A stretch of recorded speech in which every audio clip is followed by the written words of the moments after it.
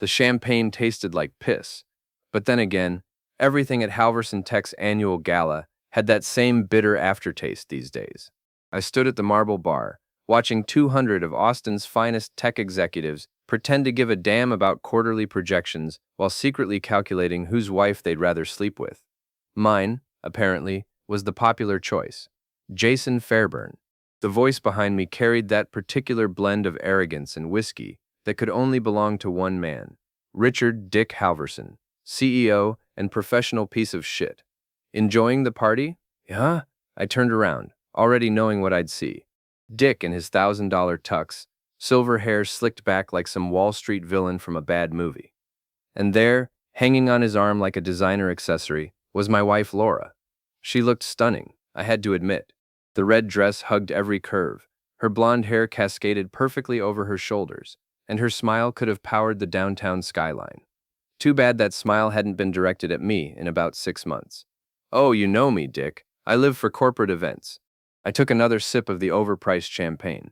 Nothing says good times like quarterly revenue reports and forced networking. Dick laughed, but his eyes stayed cold. That's what I love about you, Fairburn. Always the comedian. He pulled Laura closer, his hand resting possessively on her hip. Your wife here was just telling me how much she enjoys working late. Very dedicated employee. Laura's cheeks flushed slightly, but she didn't pull away. I believe in going above and beyond for the company, she said, her voice steady. Whatever it takes to get ahead. The double meaning hung in the air like smoke. Around us, conversations continued, glasses clinked, and the string quartet played something classical and boring. But in our little triangle of dysfunction, the tension was thick enough to cut with a butter knife. Speaking of getting ahead, Dick continued, his grip on Laura's hip tightening, I've been thinking about some organizational changes. Restructuring, you might say. Here it comes, I thought. The moment I'd been dreading and anticipating in equal measure. See, Jason, loyalty is everything in this business. And lately, I've been questioning where certain people's loyalties lie. His smile was all teeth, like a shark that had just smelled blood in the water. So I'm going to make this very simple for you. The conversations around us seemed to fade. I could feel eyes turning our way, sensing drama like vultures circling roadkill. Your wife is coming with me tonight, Dick said, loud enough for the nearest tables to hear, to discuss her promotion. Or you can clean out your desk Monday morning, your choice. The room didn't exactly go silent, but it might as well have. That particular kind of hush fell over the immediate area, the kind that happens when people smell scandal and can't decide whether to stare or pretend they didn't hear anything. Laura looked at me, and for just a moment, I thought I saw something like regret in her eyes. Then she shrugged, as casual as if Dick had just asked her opinion on the weather. Fine by me, she said. I'm a big girl, Jason. I can make my own decisions. And there it was. 20 years of marriage, 2 daughters, a mortgage, and 1,000 shared memories, all reduced to fine by me in front of 200 witnesses. I could have made a scene, could have thrown my drink in Dick's face, or Laura's, or both. Could have screamed about what a backstabbing whore my wife was and how Dick was a predatory piece of garbage who probably had more sexual harassment lawsuits than quarterly bonuses. Instead, I smiled. Well, I said, setting my champagne glass on the bar with deliberate care, I guess I'm not getting Employee of the Month. Dick's grin widened. Probably not. In that case, I continued, picking up my glass again, I should probably toast to new beginnings. I raised the champagne toward them both, then accidentally stumbled forward, the contents of my glass splashing across Dick's pristine white shirt and Laura's red dress. Oops, I said, not bothering to hide my satisfaction as Dick sputtered and Laura gasped. Guess I've had a little too much to drink. Dick's face turned the color of a ripe tomato. You son of a— Careful, Dick, I interrupted, straightening my tie. There are ladies present. Well, allegedly. Laura's mouth fell open, but I was already walking away, weaving through the crowd of gawking executives and their trophy wives. Behind me, I could hear Dick cursing and Laura trying to calm him down, but I didn't look back. I had work to do. The valet brought my car around, a 5-year-old Honda Civic that looked like a piece of crap next to all the BMWs and Teslas. But it was paid for, and it ran. As I drove through downtown Austin, the city lights blurring past my windows, I couldn't stop thinking about the look on Laura's face when Dick made his little ultimatum. Not shock, not outrage, just acceptance, like she'd been expecting it, like they'd planned it. 3 months earlier, I'd started noticing the signs. Laura working late more often, new clothes that cost more than our mortgage payment, a suddenly intense interest in professional development that required weekend conferences and overnight trips. I'm a forensic accountant. It's my job to notice when numbers don't add up, when patterns emerge from chaos, when people are lying about money.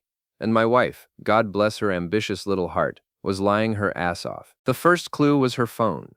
Laura had always been casual about it, leaving it on the kitchen counter while she showered, letting the girls play games on it during car rides. Suddenly, it was glued to her hand like a life support device.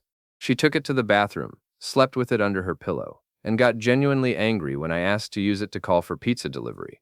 "Just use your own phone, Jason," she'd snap. "Why do you need mine?" "Because yours is buzzing with text messages at 2 in the morning, I wanted to say. "Because you smile at that screen more than you've smiled at me in years. "Because you're acting like a teenager with her first crush, and it's making me sick to my stomach." But I didn't say any of that. Instead, I started paying attention. Laura worked in HR at Halverson Tech, same company where I handled the books for various departments. It was how we'd met, actually. She'd been processing my employment paperwork, and I'd made some stupid joke about how her smile was worth more than my starting salary. She'd laughed, we'd gone for coffee, and 6 months later we were married. That was back when Halverson Tech was a startup, with more dreams than revenue. Now it was a multi-million-dollar corporation, with offices in 3 states and a CEO who thought he was the second coming of Steve Jobs. Richard Halverson had always rubbed me the wrong way. He was one of those guys who used words like synergy and paradigm shift in casual conversation, who wore jeans and sneakers to board meetings to show how innovative he was, but still expected everyone to kiss his ass like he was royalty.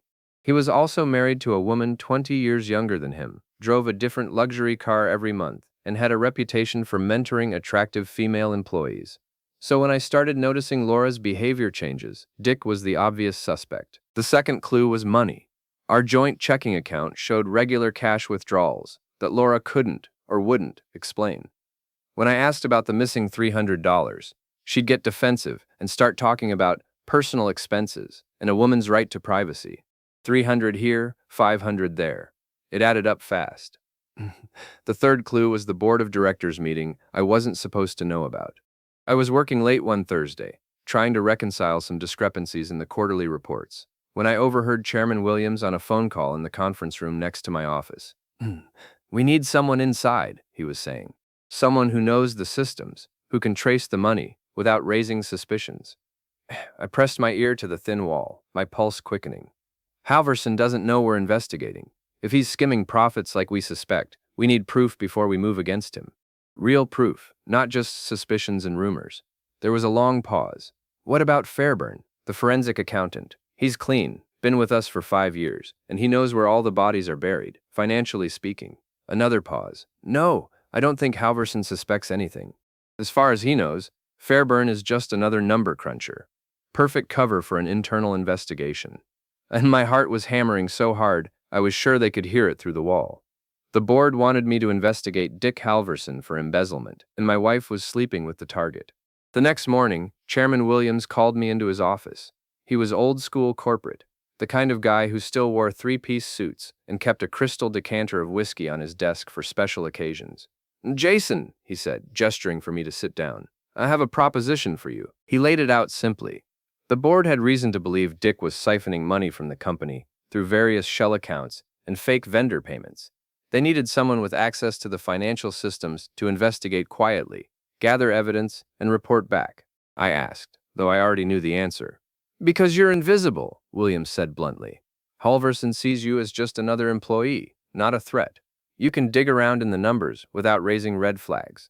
He offered me a substantial bonus for the work, plus a promotion to chief financial officer if the investigation led to Dick's removal. I accepted immediately. Not because of the money, though that was nice. Not because of the promotion, though I deserved it. I accepted because I had a feeling that whatever Dick was stealing from the company was connected to whatever he was stealing from me, and I wanted proof. Over the next 2 months, I became very good at being invisible. I arrived early, stayed late, and spent my time digging through financial records like an archaeologist searching for buried treasure. What I found was better than treasure. It was evidence. Dick wasn't just skimming profits. He was running a full-scale embezzlement operation, using fake vendor accounts, inflated expense reports, and unauthorized bonuses to funnel company money into his personal accounts. We're talking about hundreds of thousands of dollars over the past 3 years. But the real bombshell was what I found in the HR records. Laura wasn't just sleeping with Dick. She was helping him steal. Her signature was on dozens of fake employee records, phantom consultants who existed only on paper but received regular paychecks. Her access codes were used to approve expense reports for non-existent business trips and equipment purchases. And in one particularly damning email exchange I managed to recover from the server backups, I found the smoking gun. "When do I get my cut?" Laura had written to Dick's personal email account. His response, "Patience, baby. Once Fairburn is out of the picture, we can be more aggressive. He's too good with numbers. He might notice the patterns." "What about the girls? If this blows up, they lose everything too. The girls will be fine. We'll make sure they're taken care of. It's Jason who's the problem. He's too honest for his own good. Too honest for my own good." That was me, all right. I printed everything. Every email, every financial record, every piece of evidence that proved Dick and Laura were not only betraying me personally, but stealing from the company that employed us both. Then I started planning my revenge. The beauty of being invisible is that people don't see you coming. For weeks after I discovered the extent of Dick and Laura's betrayal, I played the role of the oblivious husband perfectly. I smiled when Laura came home late, kissed her cheek when she claimed to be working on special projects, and pretended not to notice when she started wearing new lingerie that definitely wasn't for my benefit. Meanwhile, I was busy being the best forensic accountant Halverson Tech had ever employed. I traced every stolen dollar, documented every fraudulent transaction, and built a case so airtight that not even the most expensive lawyer in Texas could poke holes in it. But more importantly, I started gathering evidence of a more personal nature. The first break came when I installed a GPS tracker on Laura's car. Nothing fancy or illegal, just a simple device marketed to parents who wanted to keep tabs on their teenage drivers. Laura wasn't a teenager, but she was definitely driving places she shouldn't be. The tracker showed regular trips to the Driscoll Hotel downtown, always on Thursday evenings, when she claimed to be attending professional development seminars. The stays averaged 3 hours, which seemed like a long time for professional development, unless you were developing very specific professional skills. I started following her.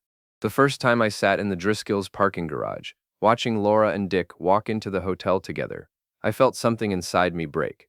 Not my heart, that had been cracking for months. Something deeper. Something that had to do with trust and respect, and the assumption that the person you married wouldn't betray you in the most humiliating way possible. They looked comfortable together. Familiar. Dick's hand rested on the small of Laura's back as they walked, and she leaned into him like she belonged there. They weren't acting like guilty lovers sneaking around. They were acting like a couple, like we used to act. I sat in my Honda Civic for 3 hours, watching the hotel entrance and thinking about 20 years of marriage. Our first apartment, barely bigger than a closet, where we'd eaten ramen noodles and dreamed about the future.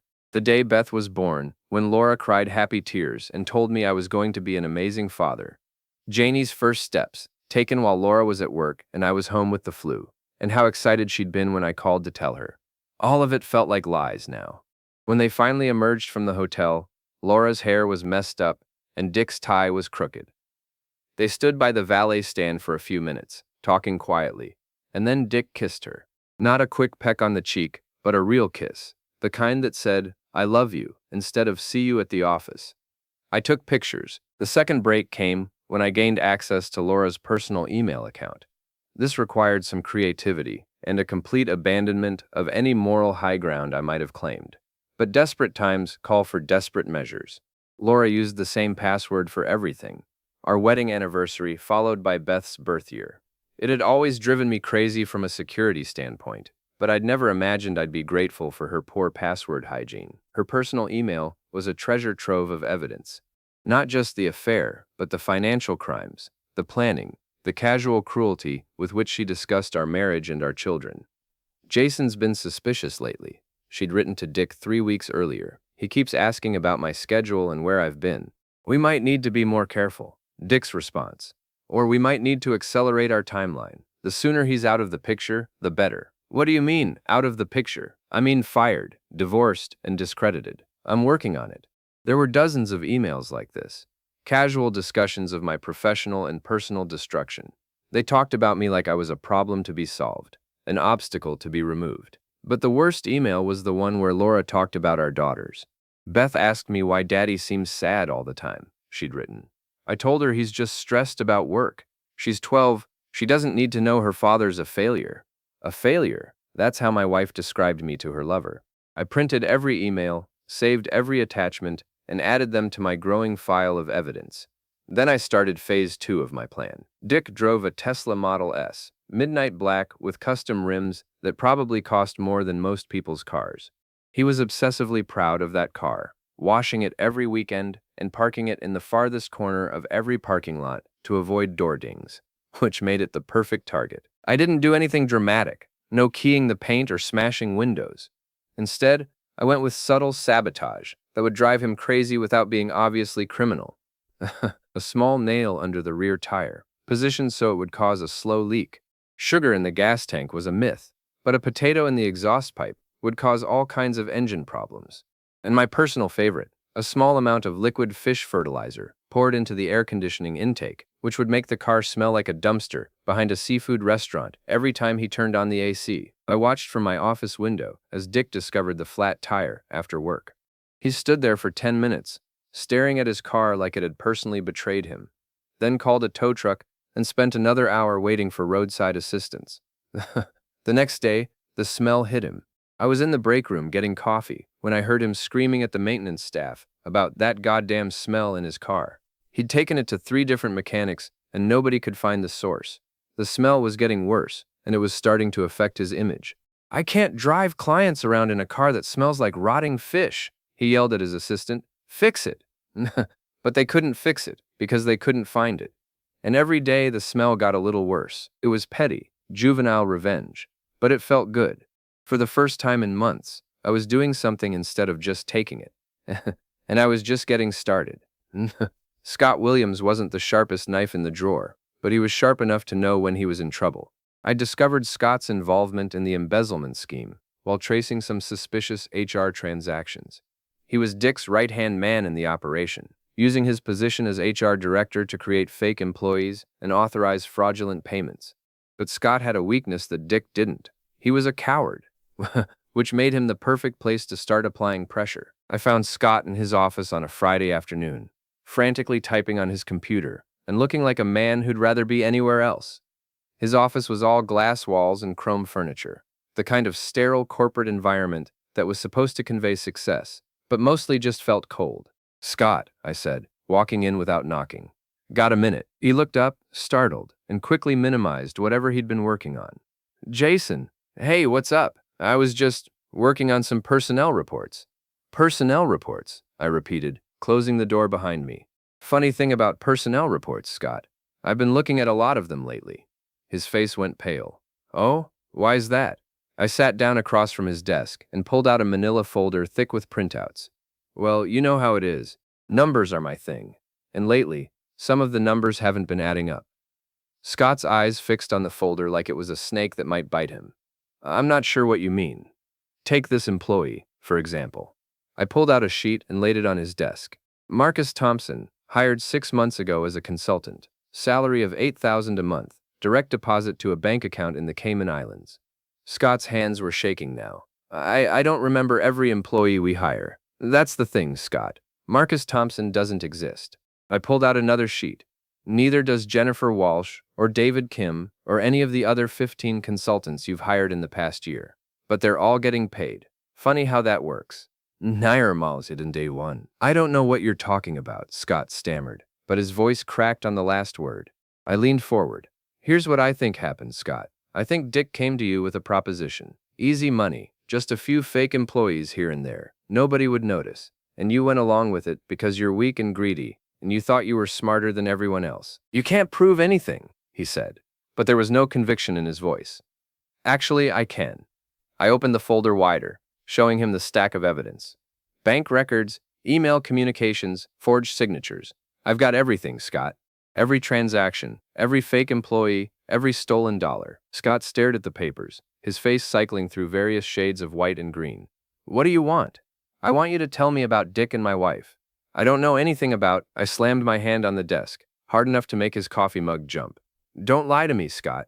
I know about the affair. I know about the hotel meetings. I know about the money. What I don't know is how long it's been going on and what else they're planning. Scott looked like he was going to throw up. Jason, I can't. Dick would kill me if he knew I was talking to you. Dick's going to kill you anyway when this all comes out. At least this way, you might avoid prison. That got his attention. Prison? Embezzlement? Wire fraud? Conspiracy? We're talking federal charges, Scott. 10 to 15 years, minimum. I leaned back in my chair. Unless, of course, you cooperate with the investigation. What investigation? I smiled. The one the board of directors asked me to conduct 3 months ago. Scott's face went completely white. You're working for the board? Surprise, I said. Turns out they've suspected Dick was stealing for a while now. They just needed someone on the inside to prove it. Scott was quiet for a long time, staring at the papers spread across his desk. Finally, he looked up at me with the expression of a man who'd just realized he was drowning. It started about a year ago, he said quietly. Dick approached me about creating some temporary consultant positions, said it was for a special project that needed to stay off the official books. And you believed him? I wanted to believe him. The money was good, and Dick said it was all legal, just creative accounting. Scott rubbed his face with his hands. Then Laura got involved. How? Dick needed someone in HR who could authorize the payments without raising flags.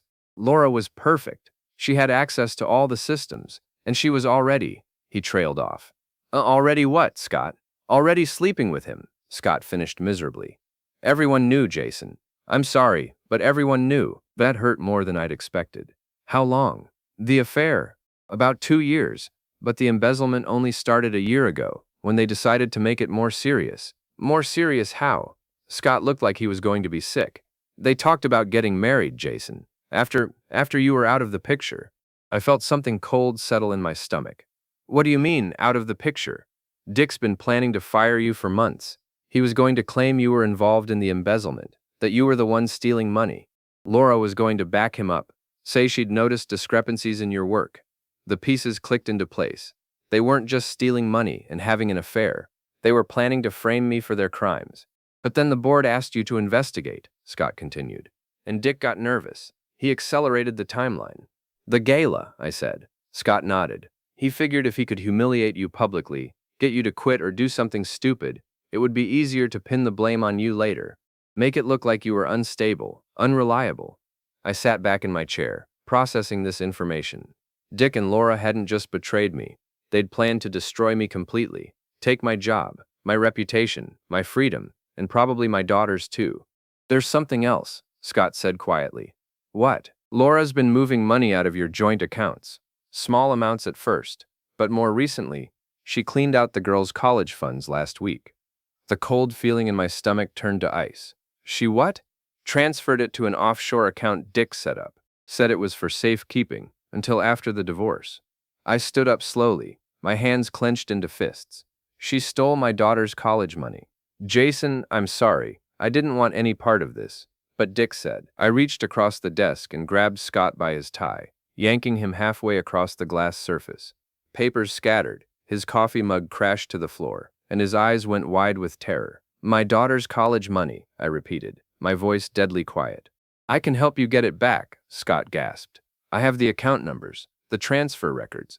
I can help you. I held him there for another moment, letting him see exactly how angry I was, then released him. He fell back into his chair, gasping and adjusting his tie. You're going to do more than help me get it back, I said.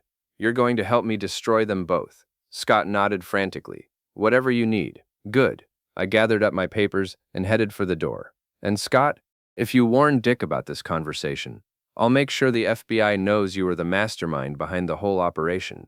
I left him sitting in his glass office, surrounded by scattered papers and spilled coffee, looking like a man who'd just seen his life fall apart, which, I suppose, he had. The second gala was exactly 4 weeks after the first one. Same venue, same overpriced champagne, same collection of Austin's tech elite pretending to care about anything other than money and status. But this time, I was ready. I arrived early, before most of the guests, and made my way to the AV control room. The hotel's audio-visual setup was surprisingly sophisticated. multiple cameras, professional sound system, and a massive screen that dominated one wall of the ballroom. The technician was a college kid named Tommy, who was more interested in his phone than in monitoring the equipment. It took exactly $50 and a story about wanting to surprise my wife with the anniversary video to get him to step out for a quick smoke break. I had 20 minutes to upload my presentation to the system and set it to override whatever slideshow the company had planned. The presentation was simple: 43 slides of evidence, starting with bank records and email communications, building to audio recordings of Dick and Laura discussing their crimes, and ending with a video compilation of their hotel meetings. I'd spent weeks putting it together, making sure every piece of evidence was clear, undeniable, and devastating. By the time Tommy returned, I was just another guest mingling in the ballroom, champagne in hand, waiting for the show to begin. The evening started the same as always. Dick gave his usual speech about innovation and market leadership. The board members nodded approvingly, and the guests applauded politely. Laura stood near the front, radiant in a blue dress that probably cost more than my car payment, smiling at her lover like he was delivering the Sermon on the Mount. "And now," Dick announced, "I'd like to share some exciting developments in our company's growth strategy." He nodded to Tommy, who hit the button to start the slideshow. The first slide that appeared on the giant screen wasn't about growth strategy. It was a bank statement showing a transfer of $50,000 from Halverson Tech's operating account to something called Cayman Consulting Solutions. Dick stared at the screen, confused. "That's not Tommy. What's going on with the presentation?" The second slide appeared, an email from Laura to Dick, dated 3 months earlier. "The Fairburn problem is getting worse. He's asking too many questions about the quarterly reports. We need to move faster." A murmur went through the crowd. Laura's face had gone completely white.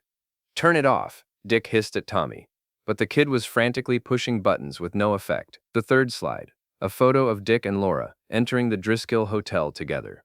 The fourth slide, another bank statement, this one showing the college fund transfers. "Ladies and gentlemen," I said, standing up from my table near the back of the room, "I'd like to introduce tonight's real entertainment." All eyes turned to me. Dick looked like he was about to have a stroke. Laura was backing toward the exit, but I'd anticipated that. "Chairman Williams," I called out, "I believe you'll find this presentation very interesting. It's the result of that special project we discussed." Williams stood up slowly, his face grim. He'd known this was coming, but seeing it play out in public was something else entirely. The slides continued: fake employee records, forged signatures, offshore account statements, each one more damning than the last. "Stop this immediately," Dick shouted, but his voice was lost in the growing chaos as guests realized what they were seeing. The audio recordings started playing. Dick's voice, clear as day: "Once Fairburn is out of the picture, we can be more aggressive." Laura's voice: "When do I get my cut?" Dick's response: "Patience, baby. We're almost there." The room erupted. Guests were on their feet, some trying to get closer to the screen, others heading for the exits. Board members were huddled together, speaking in urgent whispers. Dick made a run for it, pushing through the crowd toward the back exit. But the hotel security guards were already moving to block the exits, another detail I'd arranged in advance. Laura tried a different approach. She walked straight up to me, her face a mask of fury and desperation. "You bastard," she hissed. "You've destroyed everything." "I've exposed everything," I corrected. "There's a difference. The girls will never forgive you for this. The girls will understand when they're older. Unlike you, I'm not willing to steal their future to pay for my mistakes." The final slide appeared on the screen, a summary of the total amount stolen, the number of fake employees created, and the duration of the conspiracy. $2.3 million over 18 months. The room fell silent as the number sank in. Then Chairman Williams stepped forward. "Ladies and gentlemen, I want to assure you that the Board of Directors has been aware of this investigation and has been cooperating fully with federal authorities." As if on cue, the ballroom doors opened, and FBI agents entered, led by a stern-looking woman in a dark suit. "Richard Halverson, you're under arrest for wire fraud, embezzlement, and conspiracy," she announced, producing handcuffs. Dick tried to run, but there was nowhere to go. The agents took him down in front of 200 witnesses, his expensive tux getting wrinkled as they cuffed him and read him his rights. "Laura Fairburn," the agent continued, "you're also under arrest." Laura looked at me one last time, her face a mixture of hatred and disbelief. "This isn't over, Jason." "Yes, it is," I replied. They led her away in handcuffs, her blue dress trailing behind her like the remnants of a life that no longer existed. Scott Williams had been arrested earlier that day, after providing a full confession in exchange for a reduced sentence. The FBI had been planning to wait until Monday to make the arrests, but I'd convinced them that a public takedown would prevent any last-minute attempts to destroy evidence or flee the country. As the ballroom emptied and the hotel staff began cleaning up the chaos, Chairman Williams approached me. "That was quite a show, Jason," he said. "It was quite a betrayal," I replied. "The board would like to offer you the CFO position, effective immediately, along with a substantial raise and a signing bonus to compensate for everything you've been through." I looked around the empty ballroom, at the scattered champagne glasses and overturned chairs, at the giant screen still displaying the evidence of my wife's crimes. "I'll think about it," I said. "Right now, I need to go home and explain to my daughters why their mother won't be coming home tonight." Williams nodded. "Take all the time you need." I walked out of the hotel into the warm Austin night, past the news vans that were already setting up in the parking lot, past the FBI agents loading evidence boxes into their cars. My phone was buzzing with calls and texts, reporters, co-workers, friends who'd seen the news. I ignored them all. Tomorrow, I'd have to deal with lawyers and custody hearings and the media circus that would inevitably follow. I'd have to explain to Beth and Janie why their perfect family had been a lie, why their college funds had been stolen, why their mother was going to prison. But tonight, I just wanted to go home. I'd spent months being the invisible man, the cuckolded husband, the victim of other people's greed and betrayal. Now I was the man who'd brought down a multi-million-dollar conspiracy, who'd exposed corruption at the highest levels of a major corporation, who'd chosen justice over revenge and truth over silence. It felt good. As I drove through downtown Austin, I thought about Dick and Laura sitting in federal holding cells, probably still trying to figure out how their perfect plan had fallen apart so completely.